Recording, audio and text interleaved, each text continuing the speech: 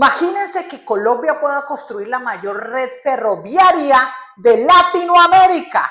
Sí, estoy hablando de un megaproyecto que puede cambiar económica, social y a nivel latinoamericano con la construcción de una red de trenes rápidos, de pasajeros y de carga. ¿Ustedes sabían que en el año 1826, en Cartagena, Colombia, el hijo del inventor del tren a vapor, Robert Rabbit Hick, conoció a Simón Bolívar y no aprovechamos eso?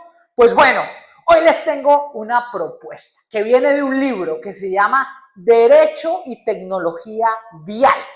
Es una propuesta del abogado Álvaro Bertel Ovier, quien me ha pasado su libro, y este libro en el año 2014 estuvo como uno de los premiados por la librería Lerner. Imagínense, desde esa época Álvaro Bertel ha pensado cómo transformar, y es por eso que hoy voy a hablarles sobre cada uno de los elementos que él plantea en el libro. Incluso las historias que les voy a contar salen en ese libro y bueno, muy recomendado revisarlo. Él ya ha dado conferencias sobre esto. La primera son las rutas que él habla. Entonces, la ruta 1 la llama la Gran Transversal del Orinoco al Pacífico. Entonces, dice que el tren nace en Puerto Carreño, en Bichada, una zona que los cronistas como José Gumilia veían como la puerta de entrada a los descendientes de Cam. ¿Se acuerdan quién era Cam? Sí, el hijo de Noé, el del famoso diluvio universal. O sea, lo que me gusta de este libro y de esta propuesta es la combinación de elementos históricos, sociales, económicos y sobre todo las grandes posibilidades. ¿Cuál pasaba? Pues el expresidente colombiano José María Melo fue expulsado en 1854 y tuvo que salir caminando por Panamá por falta de vías. Bueno, ¿cuál sería? Esta ruta sería Puerto Carreño, La Primavera, Estación Estrella Casanare, 505 kilómetros. Luego, un tramo occidente, Puerto Salgar, Río Sucio y Nuquí, otros 310 kilómetros.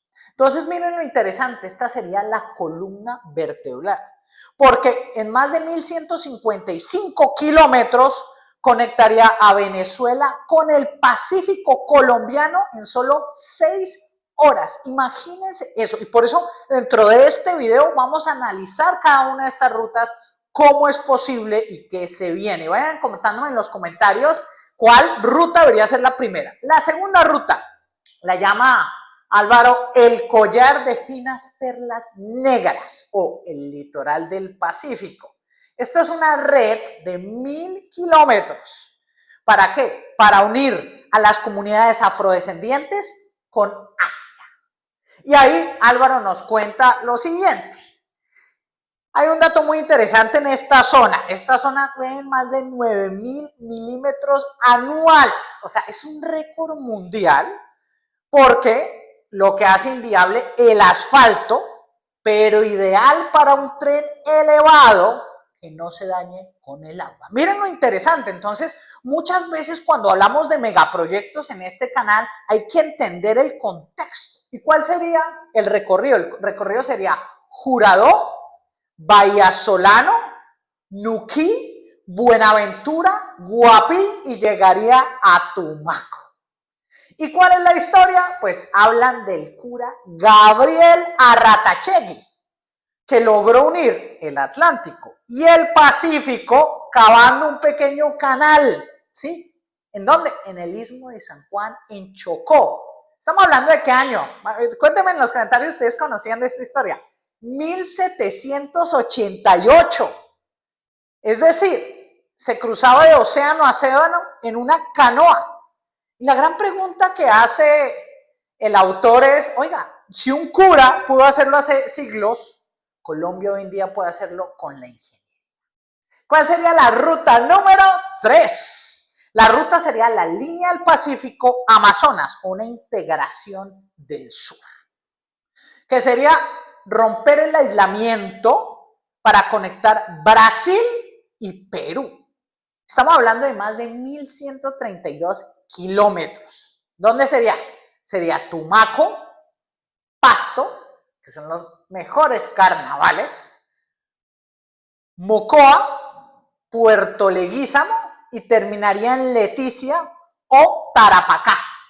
De esa manera uniríamos, ¿sí? Y si fuéramos a comparar, esta distancia sería menor que el tren de Sevilla en la frontera francesa. ¿Cuál es el concepto? La soltería vial. El autor dice que el Putumayo y el Amazonas sufren de soltería vial. ¿Qué es eso? Pues fácil, están desconectados del país y de los vecinos. ¿Y cuál es el problema? Que esto facilita el narcotráfico porque ocupa este espacio. Lo bonito de esta megaconstrucción vial, y por eso es un tren para la paz, y por eso en la conferencia, en la feria del libro que hace el autor Álvaro Miguel Oviedo, Bertel Oviedo, es, oiga, si nosotros construimos en Colombia esta mega red, traemos desarrollo económico, desarrollo social y atacamos de frente los grandes problemas del narcotráfico, el olvido y las mafias. Bueno, ¿cuáles serían otras rutas? Las otras rutas sería la variante de los llanos. Estamos hablando de 150 kilómetros. ¿Qué conectaría? El Arauca con la estación Estrella para integrar ¿qué? El petróleo y la ganadería fronteriza. Después, ¿qué tendríamos? La variante ecológica, que es Macarena-Guaviare. Y aquí es la gran pregunta, ¿cómo sustituimos los cultivos de coca por turismo? Pues conectando, ¿cierto? ¿Por qué? Podemos conectar zonas como el Caguán y San José del Guaviare. ¿Se acuerdan del famoso, en la época de Pastrana, el presidente Pastrana y esa zona del Caguán? Pues ese era el tema, pero ¿qué tal si lo volvemos en esta variante ecológica y protegemos una de las mayores reservas que tiene nuestro país, Chiviriquete, que es de las más lindas? Y luego, algo fundamental, que es el circuito de Boyacá. Un abrazo para todos mis boyacenses. Yo estudié en el Colegio Seminario Diocesano de Duitama, Boyacá, de ahí me gradué. ¿Y cuál es el enfoque? Oiga, ¿por qué no modernizamos la zona minera? Estamos hablando de Paz de Río, Tasco. ¿Para qué? Pues para poder sacar carbón y acero hacia los dos océanos. Miren lo bonito. Entonces, ya no tenemos, es que recuerden, el mayor problema que ha tenido Colombia es que tuvimos, ¿se acuerdan? Hay una canción que dice, Santa Marta tiene tren, Santa Marta tiene tren, pero no tiene tranvía. Me encanta, buena canción, pero luego desaparecieron, ¿cierto? Los trenes. No, aquí ya toca ponerles la mayor modernidad del mundo. Y de esa manera, al llegar fácil, ¿qué haríamos? Fomentamos el turismo en el lago de Tota, que tiene deliciosa comida en el lago de Tota. Sí, esa es fundamental. Déjame en los comentarios cuál de estas rutas les parece más atractiva. Entonces, vamos a analizarlas. Vámonos una por una. Ya ustedes conocieron todo el enfoque, pero ahora vámonos una por una revisando cada uno de estos componentes. Entonces, recuerden, el punto de partida es Puerto Carreño en Bichaya, frente a Puerto Ayacucho, Venezuela, ¿sí? Y sería la puerta entrada fluvial desde el Atlántico vía el río Orinoco. ¿Qué es lo interesante? Que el tren se integraría con la navegabilidad del río Meta. Y algo muy importante, la carga puede llegar por río hasta Puerto López o Orocué y allí conectar con el sistema férreo. Algo muy importante de esta propuesta es no solo pasajeros, sino especialmente para carga. No sé si han visto ustedes, pero muchas quejas de varios empresarios es que dicen, y es cierto, que es más barato enviar desde el puerto de Shanghái al puerto de Buenaventura que enviar la misma mercancía del puerto de Buenaventura a Bogotá. Imagínense eso. Ahora, ¿cuál sería el recorrido llanero?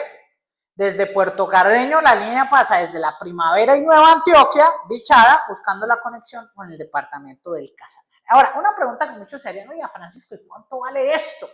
Bueno, uno tiene que analizar que China es quien ha demostrado cómo hacerlo.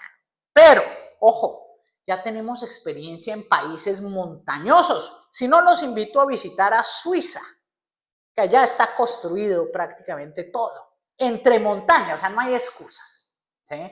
Ay, Francisco, ¿y qué pasa con las selvas? Pues todos los diseños van para la protección ecológica. Es que yo no entiendo por qué a la gente no le cabe en la cabeza que es posible el desarrollo. Al construir una red ferroviaria, acabamos con lo que propone el autor Álvaro Miguel, esa monogamia vial. Y es que recordemos que Colombia en una época tuvo trenes, pero luego las mafias y cierto tipo de personas dijeron, no, es mejor las carreteras. No, hay que volver a los trenes, sobre todo para la carga, esa es fundamental. ¿Cuánto costaría? Más o menos, dependiendo de la zona, serían unos 30 millones de dólares por kilómetro. Aquí es donde es fundamental hacer alianzas estratégicas. Pero sigamos viendo otras zonas del país y me van comentando cuál de estas rutas ustedes le deberían decir, oye, esta es la primera que hay que construir. El tren bajaría desde el Valle del Río Magdalena, llegando a Puerto Salgar, Cundinamarca y La Dorada, Caldas. Entonces, ¿aquí qué sería lo bueno? Se conecta la Ruta del Sol, el río Magdalena navegable y el resto del sistema vía central. Y al final, desde La Dorada, cruza el río Cauca hasta el río Sucio Caldas, se adentra la selva del Chocó, posiblemente vía elevada por lluvia hacia Quibdó y finaliza en el Océano Pacífico entre Nuquí o Tribugá. ¿Sí? Y 1.155 kilómetros, desde Puerto Carreño hasta La Estrella, unos 505 kilómetros, y el tramo central, el cruce de la cordillera, llegaría al Magdalena. Desde Puerto Salgar La Hora hasta Nuquí, aproximadamente unos 310 kilómetros. Oiga, ¿qué es lo interesante? Un canal seco. ¿Por qué? Funcionaría como alternativa al canal del Panamá, porque permitiría mover carga entre océanos rápidamente. El autor Álvaro Miguel dice que el Bichada y el Chocó han sido zonas de violencia por el abandono estatal. Llevar este megaproyecto lleva Estado, economía lícita y oportunidades, haciendo algo que dice, suprimiendo causales de violencia. Y por eso a mí me emociona tanto hablarles de este proyecto. 2. Minería limpia. ¿Por qué? Porque podríamos sacar tanto el acero como el carbón de Boyacá de forma ecológica hacia ambos océanos, reactivando la economía de la región. Miren lo importante que es eso. Hay que reactivar esa economía boyacense y llevarla hacia el otro nivel. ¿Sí? Y por eso, al crear cada una de estas rutas, sin importar la complejidad técnica, es posible desarrollarlas. Mire, hay un dato muy interesante. Japón, después de la Segunda Guerra Mundial, pues ustedes saben, ¿no? Eso quedó prácticamente destruido también. ¿Qué decidieron hacer? Sus trenes rápidos, ¿cierto? El famoso, bueno, Shinkansen o tren bala. Y ahí fue cuando dijeron, oiga, ¿por qué no unimos a la nación con trenes bala? Y hay una historia muy interesante. Deng Xiaoping, después de ser elegido en China, visita Japón y se monta en un Shinkansen. Y le preguntan, oiga, señor Deng Xiaoping, oiga, ¿usted qué opina? Y él dice, no, esto es maravilloso, esto es extremadamente rápido, yo quisiera que en China tuviéramos eso. Pues el sueño de Deng Xiaoping se desarrolló años después y por eso China, décadas después, construyó la mayor red ferroviaria del mundo. Y estamos hablando de trenes que le compiten a los trenes bala japoneses, que le compiten al maglev francés, tanto así que han desarrollado un tren en pruebas de más de 1.000 kilómetros por hora. Todavía no está en funcionamiento, pero ya la tecnología está allí. Entonces, Si Japón renace una guerra nuclear con trenes, Colombia puede superar 50, 60, 70 años de conflicto con mega obras de este tren para la paz. ¿Van? Déjame en los comentarios ustedes qué opinan. Yo les seguiré hablando de cada uno de los componentes de esta mega propuesta. Que por eso me encantan las propuestas que piensen a largo plazo. Hay que pasar de la retórica a la tecnología vial. Bien, y algo muy importante, turismo, conectar el anillo turístico de los Nevados y el lago de Tota en Boyacá. Muy bien, sigamos viendo cuál sería la ruta 2. Este me gusta, collar de finas perlas negras. Yo le llamaría collar de perlas finas para hebrar, que sube y que baja y que vuelve a subir. ¿A dónde irán los muertos? ¿Quién sabe a dónde irán? Me gusta esa canción. Un saludo para Marvel, si nos ve. Pero aquí qué es lo interesante, y es esa metáfora que hace el autor. Él habla de las perlas, que son esos puertos y poblaciones afrodescendientes olvidados a lo largo de la costa. Y el collar es el tren o el medio electromagnético que los une. Él describe, Álvaro Miguel dice, las perlas negras coquetean con los amarillos tigres asiáticos, simbolizando la unión de la riqueza natural y humana del Pacífico colombiano con el comercio mundial. Y esto es posible. Bueno, estuve en Marruecos y yo hablaba con representantes de la economía de los países de ASEAN. Y algo muy interesante que hacía ASEAN es que ASEAN, donde hay países como Vietnam, como Tailandia, como Camboya, como Malasia, como Singapur, que están creciendo sus economías, intercambian al año más de 1.000 trillones, $1 trillón, 1.000 millones de dólares en comercio con China. Y esto me parece muy interesante, porque, oiga, para poder financiar esto, ¿qué necesitamos? Una alianza público-privada o varias alianzas público-privadas. Cada una de estas megarrutas, dependiendo de su enfoque, podemos buscar un aliado diferente. Entonces, recuerden, llamamos a los árabes. Oiga, señores de Arabia Saudita, les tengo la megarruta, vale 15.000 millones de dólares. Claro, es que usted va a transportar carga. Concesión por 50 años. Perfecto.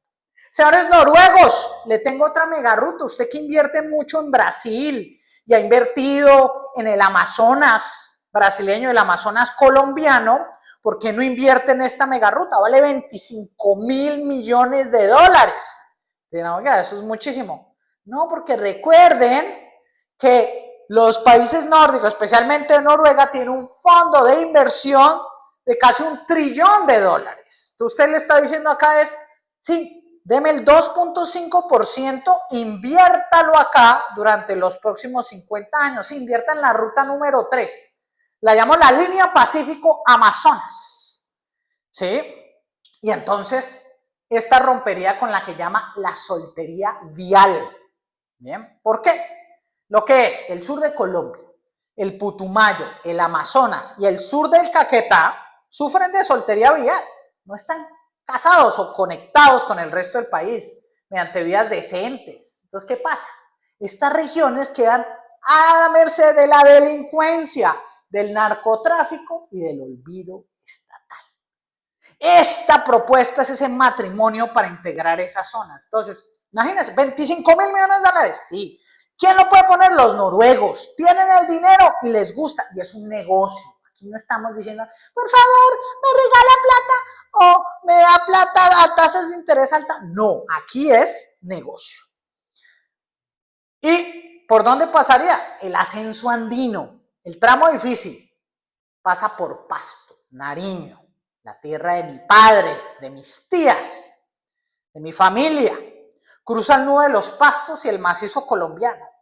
Los primeros 247 kilómetros son los más complejos. ¿Por la topografía requieren túneles, requieren viaductos para respetar que, algo muy importante, el entorno hidrográfico. Luego cruzaría el Putumayo. Desde el oriente de Pasto hasta Mocoa, Putumayo, hay una distancia de más o menos 69 kilómetros.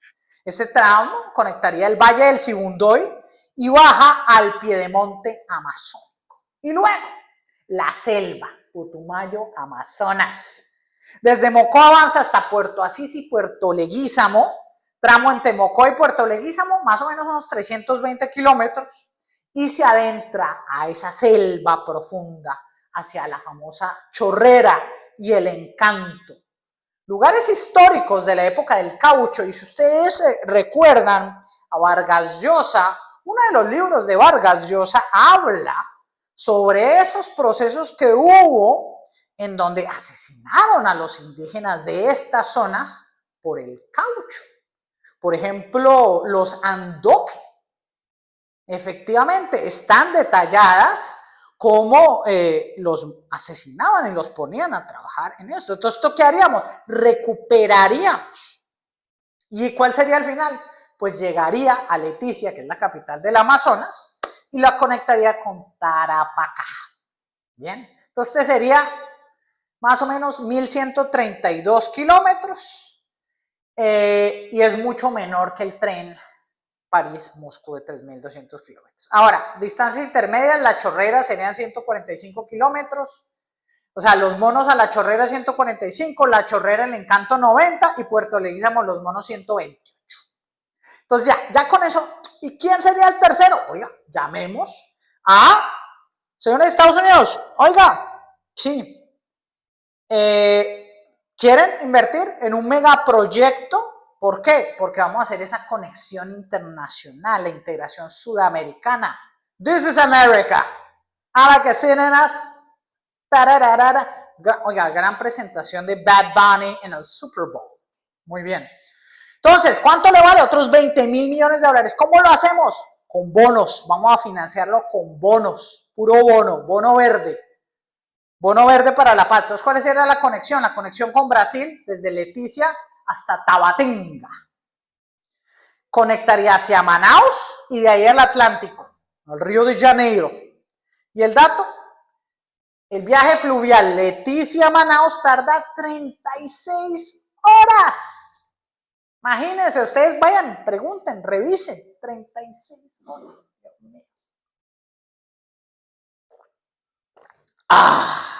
Imagínense si tuviéramos este megatren. Par de horas, ¿no? ¿Cuál sería la distancia de Tabatinga a Puerto Belo, Brasil? 840 kilómetros. ¿Qué haría yo también? Bonos de biotecnología. Haría, esa sí ya es propuesta mía, elementos de investigación y desarrollo de ciencias biotecnológicas para que con esto financiemos los bonos y se desarrolle esto. Y aquí conectaríamos con Perú, con Iquitos. Un saludo a todos los peruanos. Entonces, imagínense, desde Puerto Leguízamo o el Encanto, enlazar con el río Napo o el Putumayo hacia el Perú.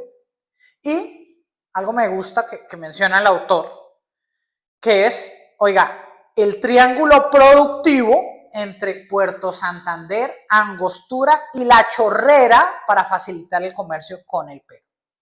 Y luego, es que es tan bonito este proyecto. Conexión con el Ecuador, desde la zona de Mocoa a Puerto Asís. Una, lo plantea el autor, dice, oiga, ¿por qué no hacemos una conexión hasta San Miguel y Lago Agrio, que es esa zona petrolera del Ecuador, y hacia Quito? ¿Ven? Entonces, algo muy importante. Tiene que ser ecológico, mixto, de gran capacidad y alta velocidad, y puede ser con tecnología Maglev, o sea, 300 a 400 kilómetros por hora. Imagínense, súper rápido, ¿no? Pejemonte ya llegó. Bien. Muy importante, el diseño debe garantizar que no se afecte el agua ni el petróleo de la región. Bueno. Entonces, datos interesantes que les tengo acá. Y vayan dejándome en los comentarios ustedes cuál creen que es la mejor ruta para comenzar a construir ya, que Pantier está. Primero, al pasar por Pasto, La ruta se encuentra con el ancestral Capac Nan o Camino del Inca, que ese es patrimonio de la UNESCO. ¿Qué sería? Pues una unión entre ingeniería antigua con lo futurista. Lugares como la variante de Florencia en el Caquetá, una conexión de San Francisco, Putumayo, Mocoa hacia San José y Florencia para unir esa capital. Y Leticia Taparacá, con un tren, una carretera de 165 kilómetros. Me encanta, ¿no?